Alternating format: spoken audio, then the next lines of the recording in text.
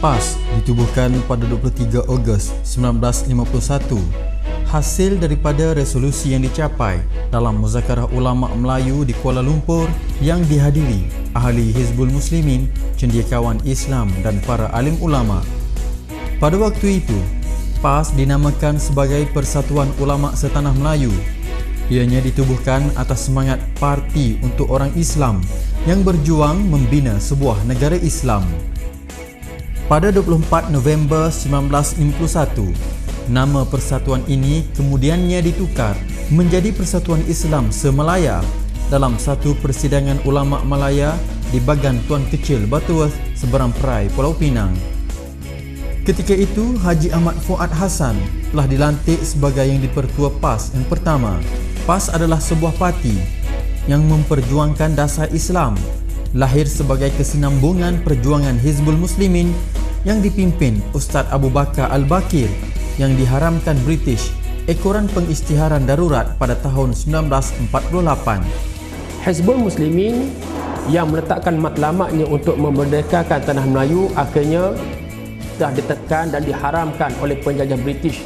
Pimpinannya telah dihumban dalam penjara akibat ordinan darurat yang telah diperkenalkan pada bulan Jun tahun 1948. Selain Hizbul Muslimin, penubuhan PAS juga didakwa akibat pengaruh gerakan Islam luar negara seperti Ikhwanul Muslimin di Mesir, Jamiat Islami di Pakistan dan Masyumi di Indonesia. Ianya juga seiring dengan perjuangan gerakan Islam lain seperti Hamas di Palestin, FIS di Algeria dan Parti Nahdah di Tunisia. PAS bukan sahaja sebuah parti politik, malah sebuah jemaah Islam yang juga melaksanakan tugas tarbiyah dan dakwah. Pada 26 September 1953, Haji Ahmad Fuad telah meletakkan jawatan dan diganti oleh Dr. Haji Abbas alias. Haji Ahmad Fuad mengambil keputusan untuk meletak jawatan. Jadi pada masa dia meletak jawatan tu, timbalan Ketua PAS pada masa itu ialah Dr. Haji Abbas.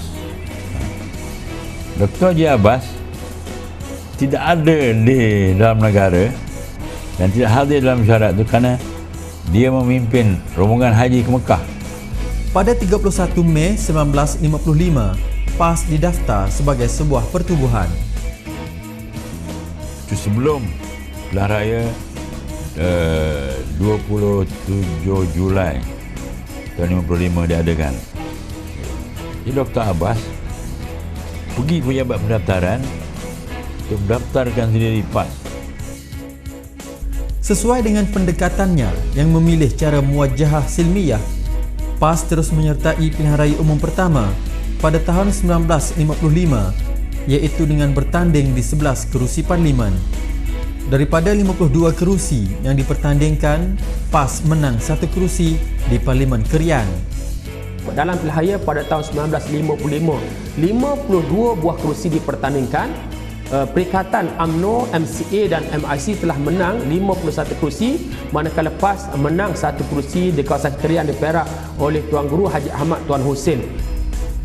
Ekoran kesibukan Dr. Abbas alias sebagai kaki tangan perubatan sehingga sukar mentadbir PAS yang semakin pesat berkembang, beliau kemudiannya membuka cadangan agar jawatannya sebagai yang dipertua PAS diganti. Jasa Dr. Abbas yang besar ialah dia mendaftarkan PAS dan meletakkan asas-asas PAS itu. Pada 25 Disember 1956, Dr. Burhanuddin Al-Hilmi telah dipilih menjadi yang dipertua PAS menggantikan Dr. Abbas alias. Beliau dibantu timbalannya iaitu Dr. Zulkifli Muhammad. Dr. Burhanuddin dipilih menjadi yang dipertua baru,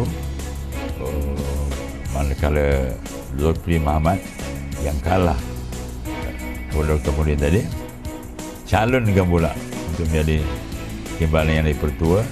Dua orang ini akhirnya telah menggerakkan PAS, terutamanya di kawasan-kawasan Melayu seperti di Kelantan, di Terengganu, di Perak, di Kedah dan sebagainya. Hasil pentadbiran gabungan kedua-dua tokoh besar ini, PAS pada pilihan raya umum 1959 telah berjaya menguasai Terengganu dan Kelantan.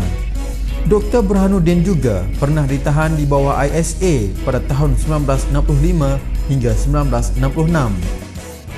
Selepas Dr. Burhanuddin meninggal dunia pada 25 Oktober 1969, jawatan beliau dipangku Datuk Muhammad Asri Muda yang kemudian dilantik sebagai Yang di-Pertua PAS pada tahun 1971. Kemenangan PAS di Terengganu tidak kekal lama apabila perikatan dengan taktik kotor mereka menjatuhkan PAS pada Oktober 1961. Kelantan pula mampu bertahan sehingga BN mengisytiharkan darurat di negeri itu pada akhir 1977. Sebelum itu, PAS yang dipimpin Datuk Muhammad Asri Muda menyertai kerajaan campuran dengan perikatan pada tahun 1973, kemudian bersama-sama mengasaskan BN pada tahun 1974. Bagaimanapun, keterbukaan PAS telah diambil kesempatan oleh musuh politiknya sehingga ditendang keluar dari BN pada tahun 1977. Selepas mengalami tempoh mencabar antara 1978 hingga 1982, PAS mengangkat tokoh ulama Tuan Haji Yusuf Rawa sebagai Yang di-Pertua pada tanggal 23 Oktober 1982 menggantikan Datuk Muhammad Asri yang meletakkan jawatan. Pada tahun 1988, Tuan Haji Yusuf Rawa berundur akibat masalah kesihatan dan diganti oleh Datuk Fazil Muhammad Noor. Pada pilihan raya umum 1990, PAS bekerjasama dengan Parti Melayu Semangat 46 berserta Parti Hamim dan Berjasa di bawah Angkatan Perpaduan Ummah. Dalam pilihan raya itu, PAS berjaya merampas Kelantan. Pada pilihan raya umum 1999, PAS bekerjasama dengan Parti Keadilan Nasional dan DAP dalam barisan alternatif. Hasil kerjasama itu, PAS berjaya merampas Terengganu ketika berlaku reformasi pada tahun 1997 akibat pemecatan Datuk Seri Anwar Ibrahim dari Kabinet Kerajaan. Pada tahun 2001, gelaran Yang di-Pertua PAS ditukar menjadi Presiden PAS. Pada tahun 2002, menyaksikan perubahan tampuk kepimpinan PAS. Datuk Seri Tuan Guru Haji Abdul Hadi Awang menjadi Presiden selepas Datuk Fadil Muhammad Noor pulang ke rahmatullah.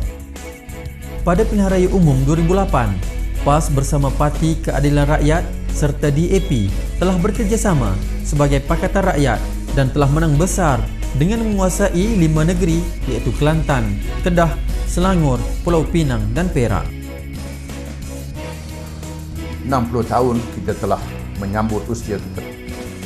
Merupakan satu usia yang sangat bermakna kepada PAS, walaupun kita telah memimpin melalui beberapa generasi dan kita juga mengalami pengalaman-pengalaman yang banyak menjadikan kita parti yang matang untuk membawa bahtera perjuangan yang perlu disertai oleh rakyat bagi menyelamatkan mereka yang bertenggelam ke dalam banjir yang memusnahkan kemanusiaan, yang menghilangkan nilai kemanusiaan yang berlaku dalam dunia sejagat pada hari ini.